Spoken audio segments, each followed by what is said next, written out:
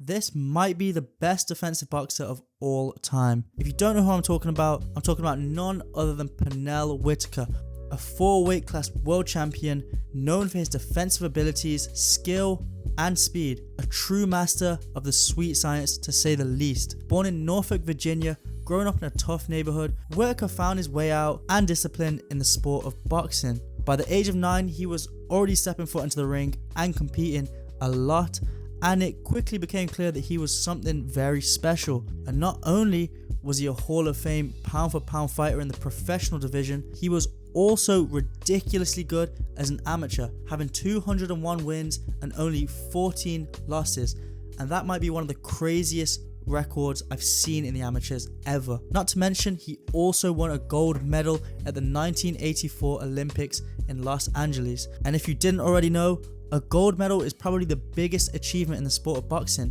Many have said it. There's so many great fighters who have won world titles and have became world champions, but have never won a gold medal. A gold medal is something only the top of the top level of competition achieve. So that already speaks volumes on how good he was as an amateur. Shortly after the Olympics, Whitaker turned pro, and it didn't take long for the world to notice. Known for his elusive defense and lightning fast reflexes, he outsmarted and outpaced his opponents with ease. And he wasn't necessarily a flashy fighter by any means, but he did used to toy around with his opponents a lot, and was definitely entertaining to watch, to say the least. Arguably having some of the best head movement I've ever seen in the sport of boxing, he was such a good fighter to watch. But let's break down some of his actual abilities in the ring and the components that made him so good. First of all, his jab.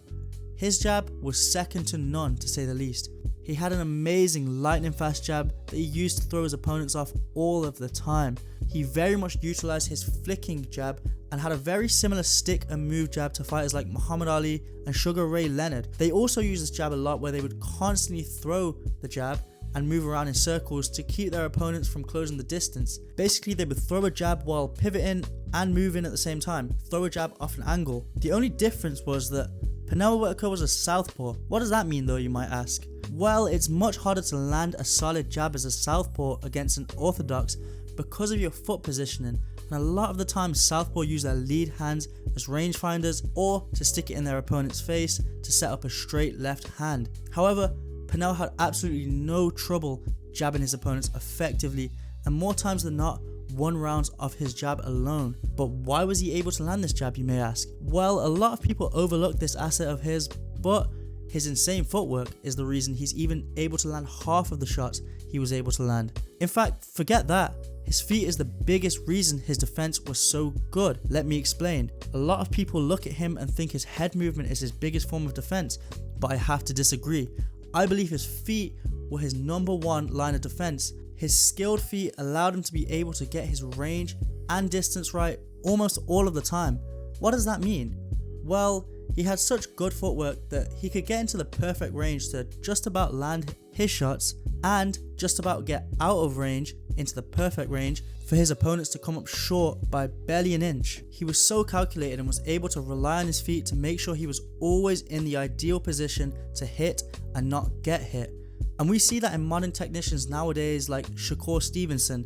He's someone who does that very, very well. His biggest shots were set up by his feet. The fact he was always moving so well made his opponents essentially chase him down in the ring. And this always kind of led them to either A, overextending, or making a mistake that Pernell was able to capitalize on. He would get them susceptible for a counter, and when it opened up, he would sit down on his counter, leading to a more powerful shot that would usually drop or knock out his opponents. His opponents would get so frustrated fighting him that they would essentially fight more stupid and basically leave themselves more open for a counter, that is. Why would they get so frustrated though? Well, a big reason was his crazy good head movement. He would duck, slip, and dance around his opponents, and that's probably pretty frustrating. And even though this wasn't his main form of defense, being an opponent and having someone stand right in front of you, but you can't even touch them, is gotta be frustrating. It's fair to say he was such a masterful technician in the ring. He had an amazing ability to control the pace of a fight, and that's something a lot of people nowadays struggle to do. However, he did this with ease, always fighting his fight and was never afraid to casually box his way the whole distance of a fight to a points decision. And in my humble opinion, his IQ, defense, skill, skills, speed, and power make him one of the greatest boxers to ever live, in my opinion, and he has to be up there with one of the most skilled boxers of all time. And honestly, I'm a huge fan of him and love watching him fight. So much so, I even went and bought myself one of these t-shirts, and it's a hard ass t-shirt. Not to mention, if you want to go ahead and cop one of these yourselves, I'm going to leave a link in the description. The quality is really good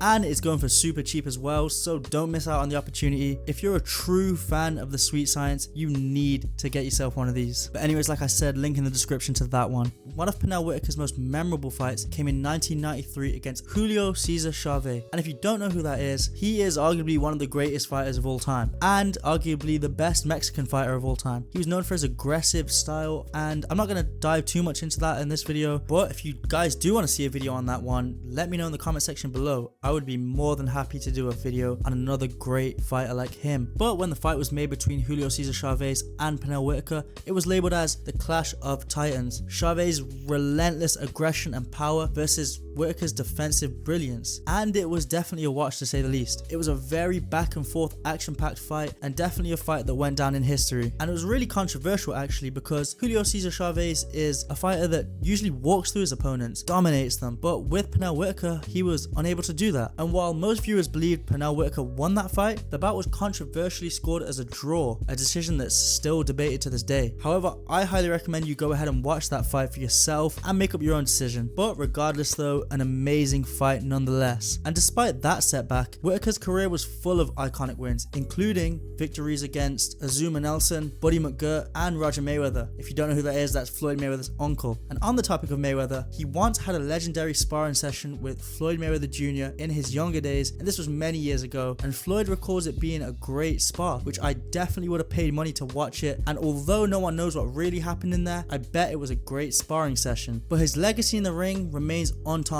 Inducted into the International Boxing Hall of Fame in 2006, Whitaker is widely regarded as one of the greatest in the sport of boxing. However, unfortunately, Pernell passed back in 2019, so may he rest in peace. He will forever be remembered as a legend in the sport of boxing. But what do you guys think of Pernell Whitaker? Let me know in the comments below. If you enjoyed this video and want to see more, make sure you hit that subscribe button and turn on post notifications so you don't miss an upload. Anyways, that'll be all. I'll catch you in the next one.